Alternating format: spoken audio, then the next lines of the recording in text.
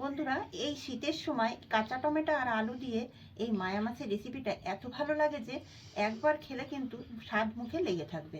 আসুন রেসিপিটা তৈরি করে নিই। এখানে নিয়ে নিয়েছি আলুটাকে কেটে নেব।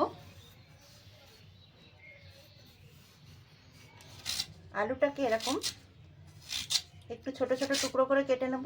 এইভাবে নিয়ে আমি আলুটাকে এরকমভাবে কুচিয়ে নেব।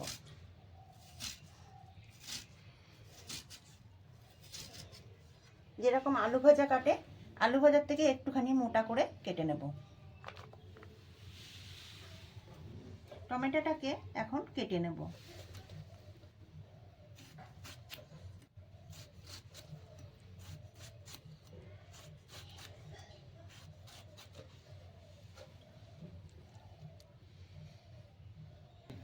টমেটো আর আলুটাকে আমি কেটে নিয়েছি। এবার আমি রান্নার দিকে চলে যাব। আমি মাছে দিয়ে দেব লবণ, দিয়ে দেব হলুদ।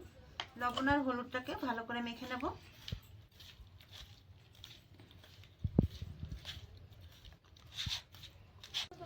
গ্যাসের উপর কড়াইটা বসিয়ে দিয়েছি। এখন দিয়ে দেব সর্ষের তেল। তেলটা গরম হয়ে গেছে, এবার আমি মাছগুলো দিয়ে দেব। এখানে আমি একবারেই সব মাছগুলো দিয়ে দিয়েছি। আপনারা চাইলে বেশি মাছ হলে দুবারেও দিতে পারেন। মাছের এক পিঠ ভাজা হয়ে গেছে, এবার মাছটাকে আমি উল্টে দেব।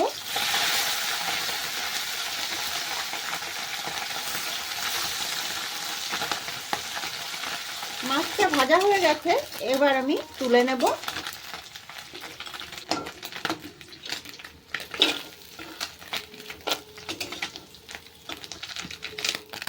এবার আমি আলুগুলো ভেজে নেব। অল্প করে দিয়ে দেবো একটু লবণ। দেখুন, আলুগুলোকে লাল লাল করে ভেজে নিয়েছি। এবার আলুটাকে আমি তুলে নেব।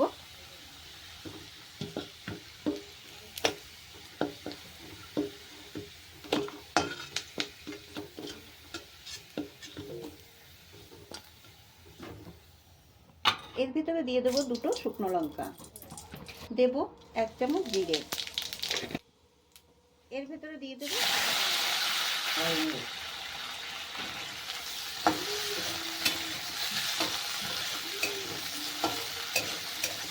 টমেটোটাকে নেড়ে চেড়ে ভেজে নেব। অল্প করে লবণ দিয়ে দেবো যাতে টমেটোটা ভালোভাবে গলে যায়।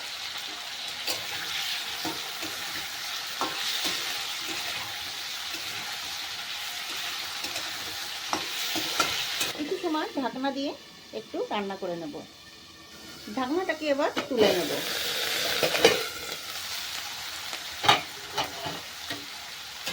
ভালো করে একটু নেড়ে চেড়ে দেবো। এর ভেতরে দিয়ে দেবো হলুদ গুঁড়ো। ভালো করে একটু নেড়ে চেড়ে দেবো। টমেটোটাকে খুব সুন্দর করে ভেজে নিয়েছি। এবার আমি জল দিয়ে দেবো।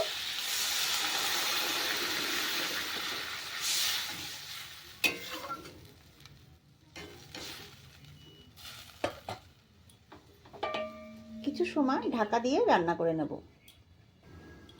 ঢাকনাটাকে তুলে নেব।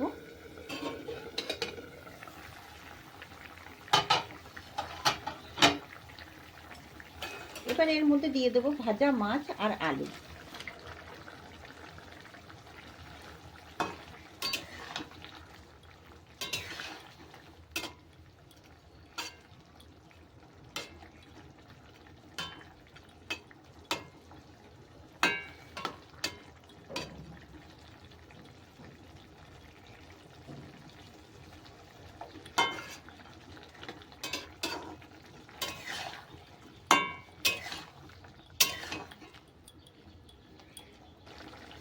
এর মধ্যে দিয়ে দেবো 4টে কাঁচা লঙ্কা চেরা।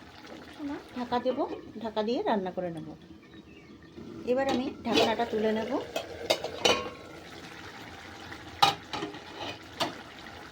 দেখুন, রান্নাটা আমার হয়ে গেছে। এবার আমি নামিয়ে নেব। তৈরি হয়ে গেছে টমেটো আর নতুন আলু দিয়ে এই মায়া মাছের রেসিপিটা। এবার নামিয়ে নেব। আমি একটা থালার মধ্যে ঢেলে নিচ্ছি।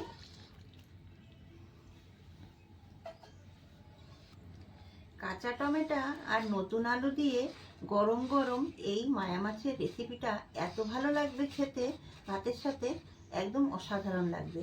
একবার এই রেসিপিটা তৈরি করে খেয়ে দেখুন। ভালো লাগলে লাইক কমেন্ট করবেন, সাবস্ক্রাইব করে পাশে থাকবেন। ভালো থাকবেন, সুস্থ থাকবেন। দেখা হবে পরবর্তী ভিডিওতে নতুন রেসিপি নিয়ে।